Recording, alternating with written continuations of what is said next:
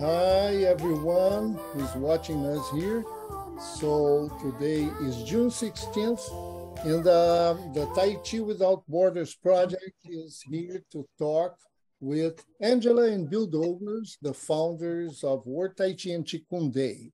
We have already talked last year, focusing on the World Tai Chi Day project, and we'll talk a bit about the World Tai Chi Day too, but also we would like to focus on this project in which Bill and Angela are integrating and fostering, and which is the Global Transformation Project. Global Transformation Project of yours. Né? What do you consider the best accomplishment to get this, after you explain what it is? Mm-hmm. And what is the major weakness or barrier you think about this project? And the third question, what are the strengths of this project? What happened was we spent about 40 years creating, we didn't know what we were creating at the time. We just started collecting all the we were trying to scientifically understand what we were going through in our lives when we started practicing Tai Chi and Qigong and yoga and meditation. Because, you know, you start having a lot of experiences, and at that time, nobody really understood it other than from an Eastern kind of esoteric way. It wasn't a science way, but over these 40 years, there's been a ton of science. And so we're the first generation in human history to have all this science behind mind body, and it's massive. And so as we were collecting all this science, and then the science that showed that it could make people's IQs higher, that it could increase their verbal fluency, their math proficiency skills, their focus and their immunity, reduce stress, anxiety, depression, you know, insomnia, all these things that, you know, school students are dealing with, you know, major issues and benefits that would profoundly change the educational system. So what that, when we were finishing it, we decided to put in there a vision of the Global Transformation Project. And that's exactly how World Tai Chi Day started, because we were writing the Complete Idiot's Guide to Tai Chi and Qigong, and we put a chapter in there called World Tai Chi Day. And that was before it was really World Tai Chi Day. It was a vision that we had, and so we put it in the book. And so we did the same thing with the new second edition of the Gospel of Science. We put a chapter in there called Global Transformation Project, because it just became so obvious that this, if we had this in public schools, it would solve so many problems on so many levels in society, save trillions of dollars year after year. Big challenge that we're having right now at this stage, because it's going to go through stages, but at this stage, the biggest problem isn't the structure out there in the world. The biggest challenge is getting the mind-body community to find their esteem and start admitting that these things are life transformative things, because we've all experienced it. That's why we still do this stuff. We have all transformed our lives with this stuff. And there's a mountain of science that shows that this could be happening with children all over the planet. And so as a global mind-body community, we have to let go here and admit the obvious, which is that it's crazy that we don't have mind-body education in public schools. And then once the mind-body community catches the fire of this reality, and then starts spreading this, we could have millions of signatures to go to the United Nations mission, and we could change the future of humanity. The benefits of this would be passed down to future generations for the rest of humanity. That's right. Beautiful. Yes. We have, and then when you get in, and then Marcus, when you were mentioning earlier, I'll give it over to you in a second, but you were mentioning earlier the global implications of this. When you look at that science, and that is a whole other, you know, mega level excitement when you start to look at that science. Because we're talking about neuroscience lab at my university, the Federal University of Rio de Janeiro, is considering the project in which we can measure brainwave patterns before doing a Tai Chi session, for example, a Qigong session. This can be demonstrated scientifically. We that practice Tai Chi Qigong for so many decades, we know about that when you feel, but it's good to have this proven, and we're going to do some work showing this. We're the first generation that has had all this science. It's possible to, and sometimes, it's like when I talk about the new second edition of the Gospel of Science with, some of the mind-body people that I've been working with for decades, I'll tell them about it, and tell them how excited I am about the Global Transformation Project.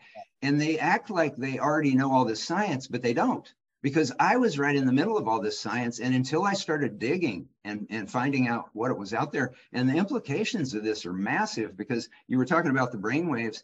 And one of the things that they found is that when people meditate, when people go into alpha state on a regular basis, they start to also have more, when they're in their normal waking lives, they also have to have more gamma wave consciousness.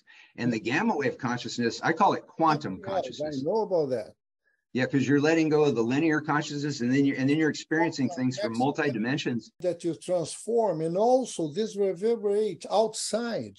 In the society, as some Princeton studies have showed, right? So relation about when you have more people in the mind, body education increasing, then you see criminal rates falling down, right? So because waves, they go outside of us. And of course, the physical phenomena. So we have such a powerful tool in our hands. And as you say, the mind-body people should really be conscious, aware of this power and how necessary it is nowadays. Sometimes I feel with this urgency sense that if we don't do this, about the midnight clock. That feeling that they get, and they would want to stick with it, And so as they grow up, they get more and more into the mind body. And I know some mind body teachers, when we were building World Tai Chi Day, we have our pulse on Tai Chi and Qigong and mind body teachers around the planet, because that's what we do. We're Tai Chi teachers. We don't make money off of these global things that we do. We do them because we want humanity to, reach its full potential. But no, we're just Tai Chi teachers, just like everybody else. And so I know when we bring this up, I know there's mind-body teachers around the planet that are thinking, wait a minute, what are they trying to do? Put my yoga studio out of business? No, like Angie said, when these kids graduate from high school, they're going to be looking for mind-body classes. All the teachers are going to get way more students. And also, a lot of those teachers around the planet are going to get employed by the public education system. That's what we're advocating.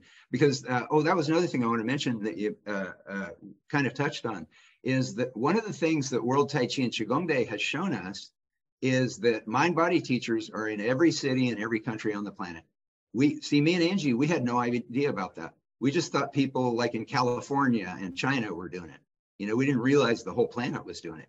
And so that was another thing that brought us to the Global Transformation Project, because we know that mind-body teachers exist in every culture, speaking every language, and they're in cities all over the planet. It's all been put into place. The science has come together. Mind-body has spread all the way around the planet. And then the UN just passed the International Day of Yoga. So here we are at this epic moment in history where we could actually expand this into public education around the planet.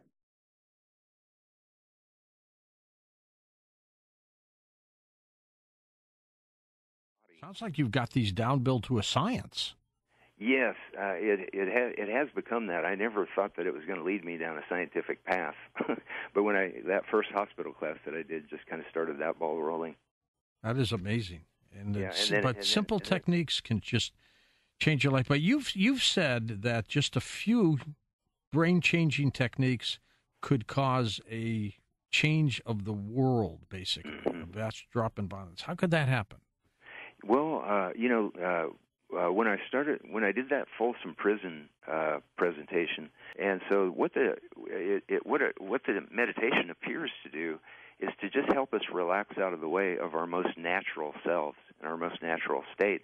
And I think that ultimately See, what's going to happen ultimately is these mind-body practices, these meditative practices, they're going to be taught in schools all over the planet, and that's what we're pushing. Why aren't they doing it now, Bill?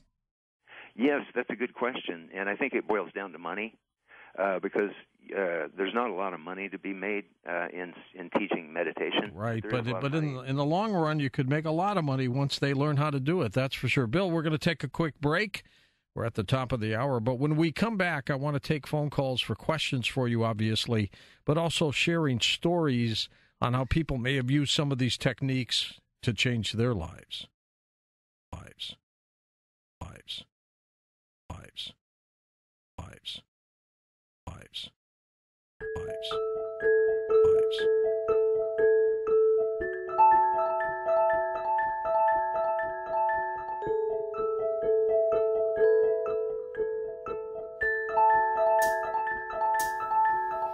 그저